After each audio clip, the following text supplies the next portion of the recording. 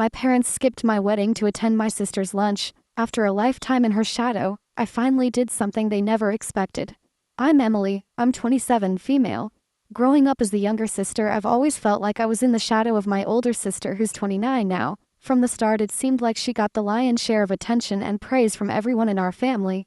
She was the firstborn, the older daughter, and in many ways it felt like she got the better end of the stick in pretty much everything. For the longest time, I tried to convince myself that maybe I was just imagining things. Maybe I was just being too sensitive or seeing conflicts where there weren't any. But as the years rolled by, all these little moments of disparity between how we were treated started to add up. It became increasingly clear that my feelings weren't just figments of my imagination. I wasn't making it up. My sister really was the favored child. It didn't matter what the situation was. She always seemed to get the benefit of the doubt, even if she did something totally out there, something you'd think would definitely not fly with our parents. Somehow she'd still come out smelling like roses. On the other hand, I felt like I was constantly under scrutiny. And no matter what I did, it just wasn't good enough. Living in that kind of environment where you feel constantly undervalued really started to wear on me. I knew I had to do something drastic if I was ever going to find my own peace of mind. So as soon as I could at 18, I moved out. That distance, that physical space away from the constant comparisons and judgments, it did wonders for my mental health. For the first time, I could breathe, think, and just be myself without feeling like I was being pitted against my sister. But just moving out didn't magically fix everything. Despite the distance, my sister seemed to carry on this campaign to tarnish my image with our parents. She went as far as to tell them I was involved with drugs and heavy drinking, none of which was true. The worst part? My parents believed her. They didn't even pause to consider my side of the story. They didn't ask if I wanted to defend myself, and when I suggested taking a drug test to prove my innocence, they didn't care. They had already made up their minds. That was a huge blow. It's tough when your own parents take someone else's word over yours without even a second thought. That whole ordeal just cemented my decision to keep my distance. So, I went no contact with my parents for about 2 years. Cutting them out was not an easy decision, but it was necessary for my well-being.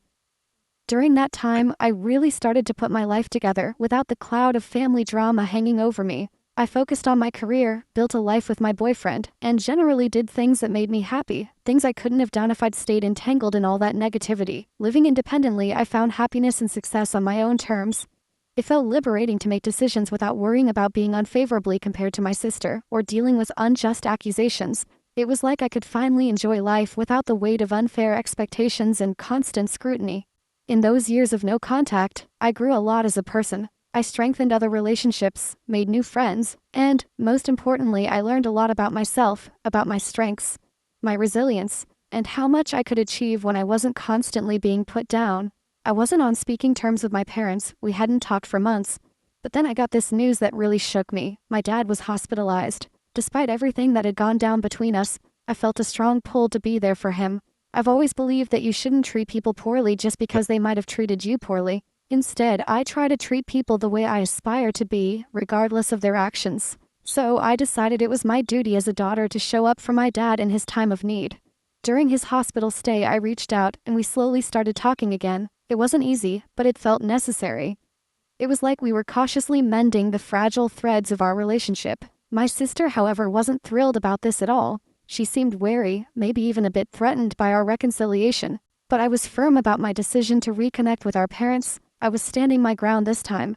As things started to look a bit better between us, my parents opened up about another issue. They were facing some financial troubles. Maybe it wasn't the smartest move, but I decided to help them out as much as I could. In my head, I thought that by stepping up where my sister had stepped back, maybe they'd start to see me as an equal, not just the second choice. This wasn't just about money for me, it was about proving a point, about showing that I could be relied on when it counted. And it kind of worked. Whenever my sister tried to stir things up again, my parents would actually defend me, pointing out how she wasn't there for them when they really needed her. It felt good to know that they appreciated my efforts, even if part of me knew they were probably scared of pushing me away and losing the financial help I was giving them. I knew if they crossed a line again I wouldn't hesitate to step back, and they knew it too.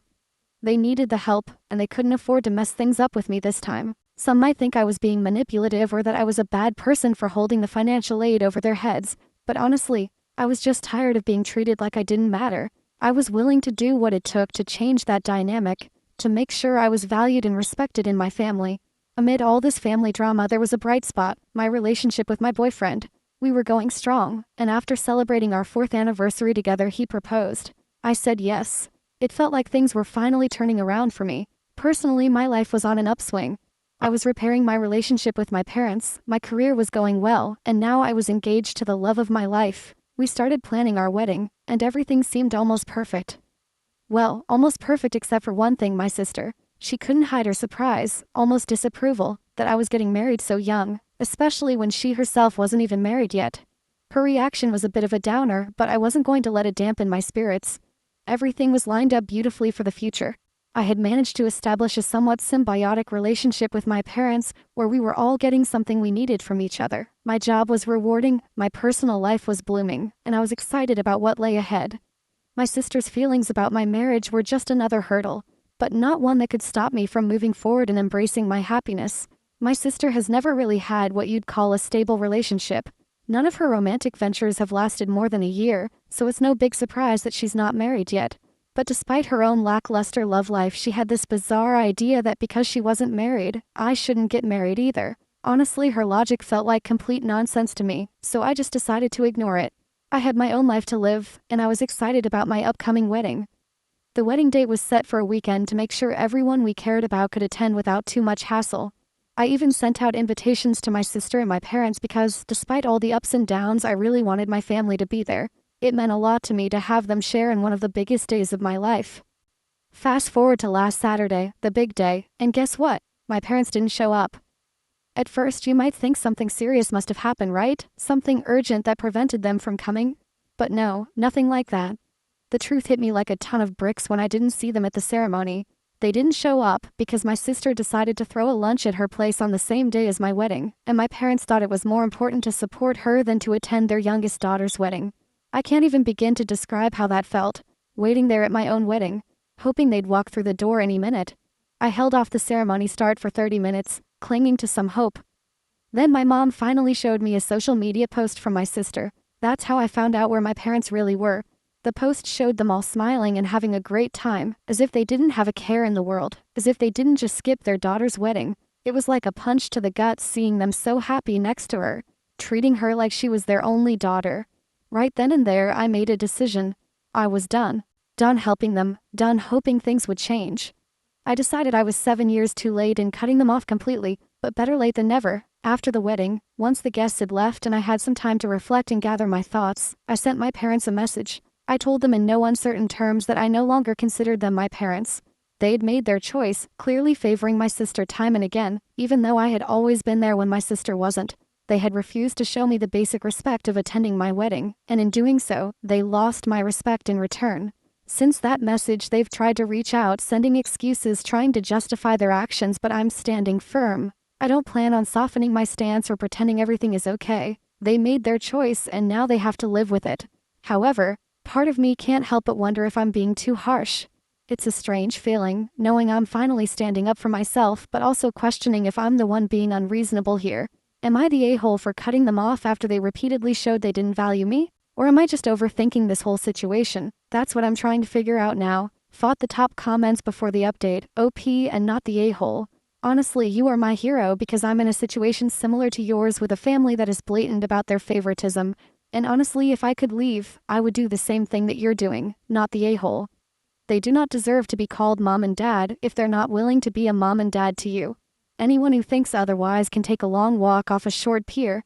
Update 1. Hey everyone, first off, I just want to say a huge thanks for all the support. It's been a whirlwind, and having you all by my side has meant the world to me. Sorry for the delay in updating you. I was off on my honeymoon, soaking up some much-needed joy after all the drama. I just got back yesterday, and I felt it was time to fill you in on everything and sort through my thoughts. Coming back to everything, I still strongly feel that I'm not in the wrong here, but hearing you all confirm that really helps. It's one thing to believe in your own actions, but having that external validation, it's comforting, really reassuring. Since the wedding, and after making the tough decision to cut ties, I've been pretty much ghosting my entire family. They haven't stopped trying to reach out though. My inbox is full of messages from them, texts, emails, social media, you name it. My sister and my parents keep insisting they did nothing wrong and that I'm just overreacting to the whole situation. Honestly, it's exhausting just to see their names pop up on my phone. The financial aspect is another sore point. My parents are especially upset that I've stopped helping them out with money. They're well aware that my sister isn't going to step in and cover for them. She's never had the means or perhaps the inclination to help financially. They took it for granted that I would always be there, wallet open, regardless of how they treated me. But that's not the case anymore. I've shut that door and I plan to keep it closed. The reality is, I hate that I've been put in this position. I hate that they've made me feel like I need to choose between my own peace and their happiness. For years it felt like I was just a resource to them, not a daughter or a sister who deserved respect and love. That kind of realization stings. It cuts deep.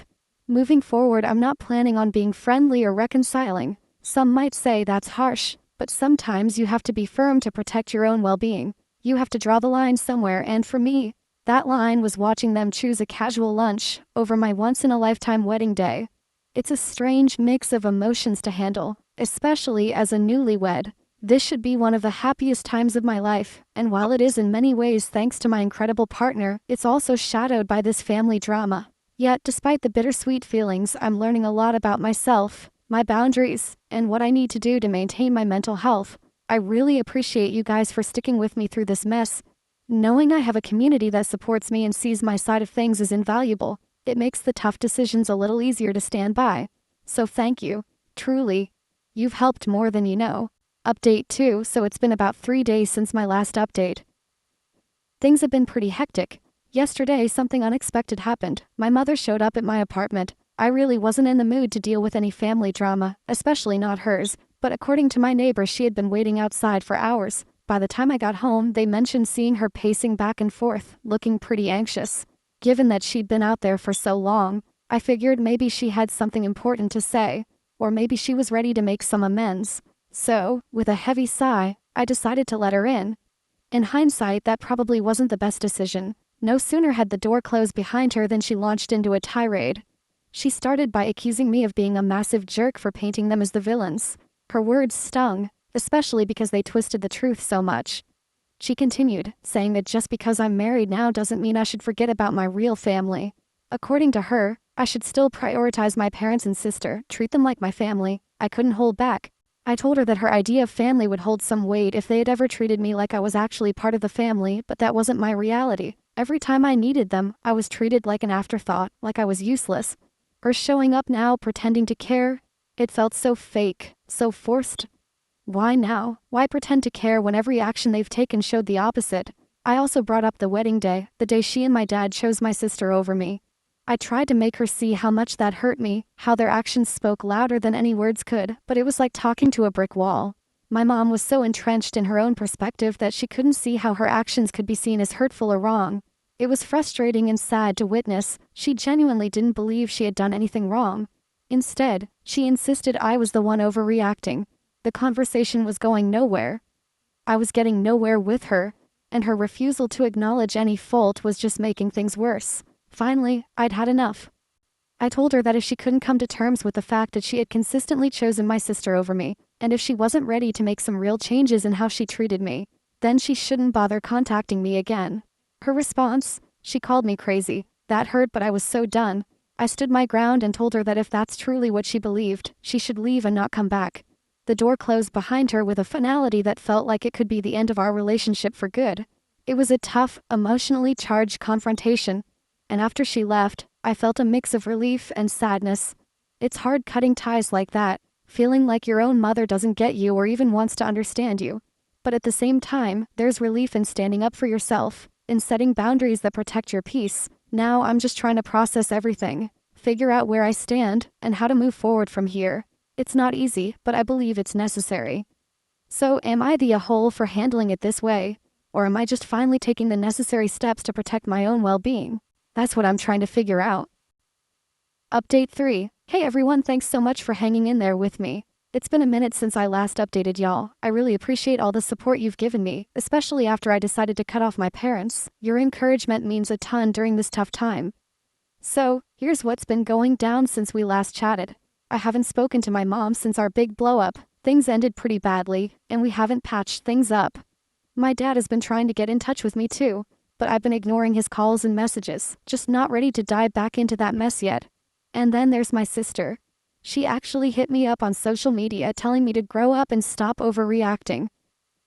According to her, the lunch she hosted on my wedding day was super important, and she feels that family members sometimes need to make sacrifices for each other. I mean, really, on my wedding day? I shot back the same thing I told my mom. I've been super clear and consistent with all of them. I'm all for having a healthy relationship with my parents, but it's got to be a two-way street. They need to show they're willing to make an effort too. I can't be the only one trying to make things work. It's just too exhausting, and honestly it's not fair. So, unless they're ready to step up and put in some real work to fix things, I'm standing my ground. I'm not going to keep carrying all the emotional weight of our relationship on my shoulders. It's about time they started pulling their weight too. In the meantime, life's been moving along. I've been focusing on myself, my own well-being, and spending time with people who actually support and uplift me. It's not been easy, especially knowing that my family situation is so strained, but I'm trying to stay positive and keep moving forward. Again, thanks for all the love and support. It helps more than you know. Let's see how things go from here. We'll keep you all posted. Update 4. Ever since I moved out and started my independent life, I've been doing my best to keep a healthy distance from my family's chaos. Unfortunately, my sister and my parents seem to have made it their mission to drag me back into the old dynamics we had. The ones I've been working so hard to escape. Starting with my sister, who recently decided to reach out not with an olive branch, but with a demand for a substantial amount of money. Apparently, she has come up with a business idea and concluded that because I've managed to carve out a stable life for myself, I should fund her venture. Her argument? Since I've built a career in life despite the lack of support from our parents, it's only fair that I support her now. Now, the entitlement didn't just stop there.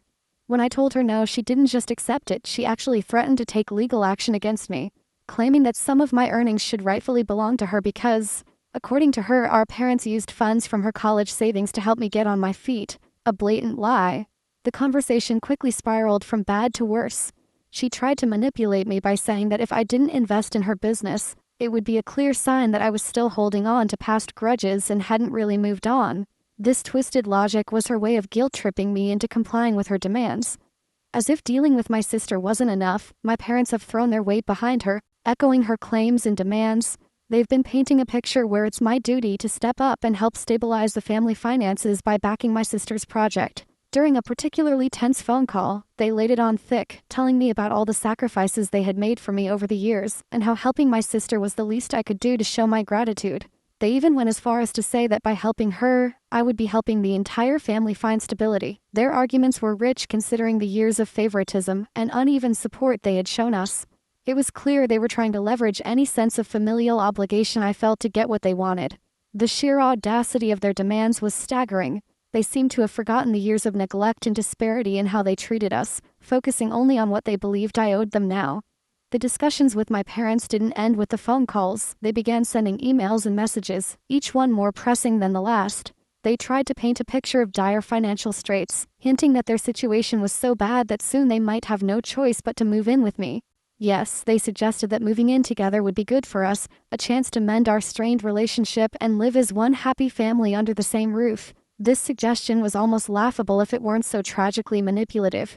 The thought of living together after all the effort I'd put into establishing boundaries and building my own life was unimaginable. It felt as though they were trying to encroach on the peace and stability I had fought so hard to create. They described this move as a mutual benefit, a way for us to reconnect and heal old wounds. But I knew better. It was a last-ditch effort to maintain control and insert themselves back into my life on a daily basis. I found myself grappling with feelings of guilt and frustration. The part of me that still felt connected to them, the daughter in me, felt a pull to help, to make things better. But the rational part of me knew that this was a dangerous path. Every time I'd given in to their demands in the past, it had only led to more heartache and manipulation. It was a pattern that I could not allow to repeat. During all this, I've been leaning heavily on my friends and my partner, who have been incredibly supportive. They remind me that I'm not obligated to fix my family's financial problems or succumb to their emotional manipulations. They've helped me see that standing my ground is not only necessary but healthy. So here I am once again affirming my boundaries, trying to navigate the turbulent waters of familial obligations while maintaining my sanity. It's been a draining experience, and each interaction leaves me a little more weary than the last, but I'm resolute in my decision to not give in to their demands. To anyone reading this who finds themselves in a similar situation, know that it's okay to choose your well-being over familial pressure. It's okay to say no. And it's okay to protect your peace, even if it means making tough decisions that others might not understand. Thanks for letting me vent, and for all your support. It's been invaluable in helping me stay strong. What do you think about this situation? Am I handling this the right way, or is there a different approach I should consider? Your feedback and shared experiences are always appreciated. Update 5. Hello again, everyone. As always, your support has been a lifeline during these turbulent times with my family. It seems each time I write, the situation has grown increasingly complex, and this update is no exception. Since we last talked, the dynamics have intensified with my family, particularly with my sister and parents. I had hoped that establishing clear boundaries would help them understand where I stood, but it appears to have had the opposite effect, emboldening them to push even harder against those boundaries. The latest development came in the form of an email from my parents that was more forceful and demanding than anything I've previously encountered. They've concocted a detailed claim that they are entitled to a portion of my earnings, stating that their investment in my upbringing and education entitles them to share in my success. The email included an itemized list of all the expenses they've incurred over my lifetime, including some particularly petty items like holiday gifts and birthday parties, calculated down to the last penny. This move was shocking and disheartening. It's difficult to see the people who raised you reduce your relationship to a series of transactions. Their message didn't just stop at financial demands, it was also filled with emotional manipulations, implying that if I didn't comply, I would be responsible for their impending financial ruin, including the potential loss of the family home.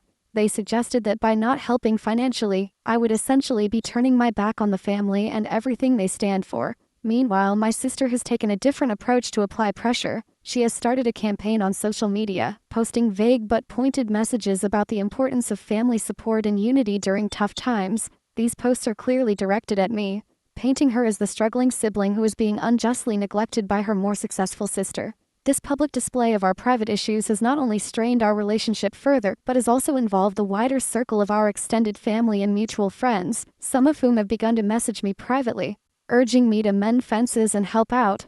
The combined pressure from both fronts is immense.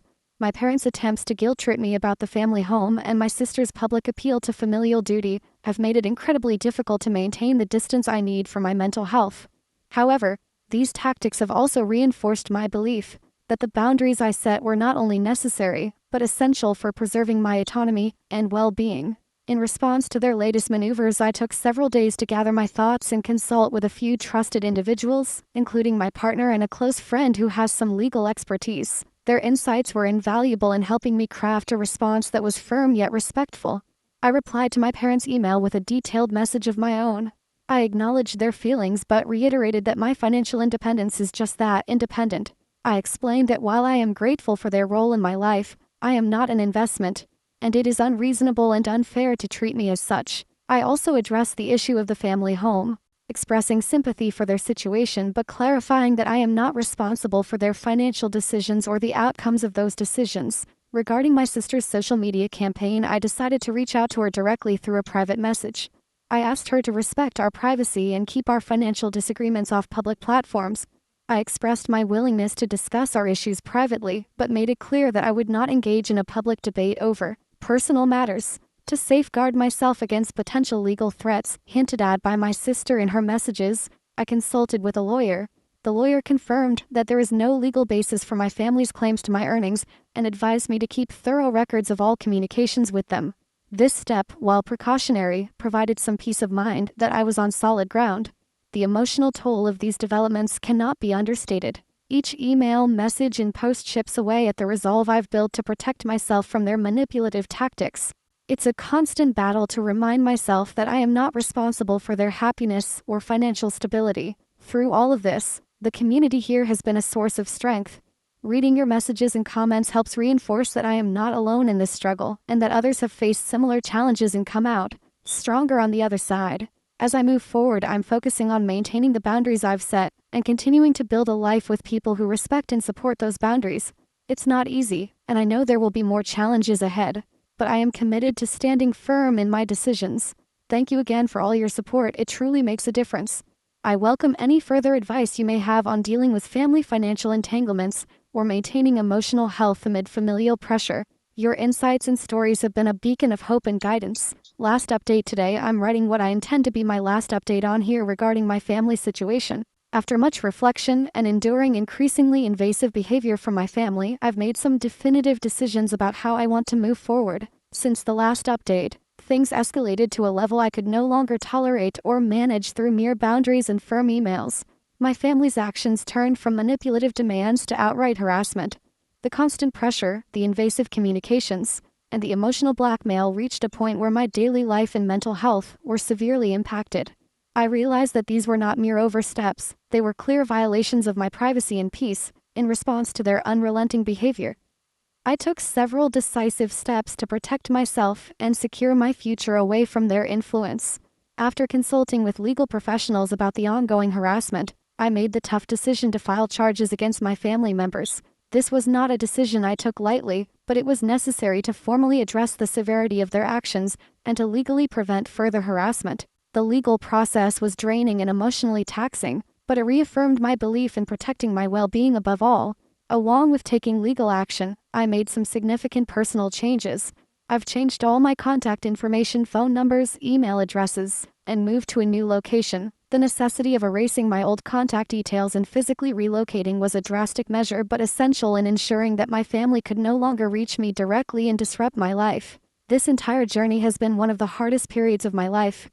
Cutting ties completely with my family was a monumental decision filled with mixed emotions. Despite the relief of removing myself from a toxic environment, there's a profound sadness in acknowledging that my family relationships had deteriorated to such an extent. However, the support from friends, my partner, and professionals, along with many of you here, has been instrumental in helping me navigate through these changes. Moving forward, I am focusing on rebuilding and reinforcing the positive aspects of my life. I am investing time in relationships that are supportive and reciprocal, and I'm taking steps to enhance my mental and emotional health. The freedom from constant familial turmoil has already brought a new sense of peace and stability to my life, and I'm optimistic about the future. I wanted to share this final update as a closure for myself and as a thank you to all of you who have followed my journey, offered advice, and shared your own stories. Your support has been a beacon during my darkest times, and I'm profoundly grateful. As I close this chapter, I encourage anyone facing similar familial challenges to prioritize their well-being and seek out the resources and support systems available. Remember, it's okay to step away from relationships, even familial ones, that cause harm or distress. Taking steps to protect yourself is not an act of selfishness, it's an act of self-respect.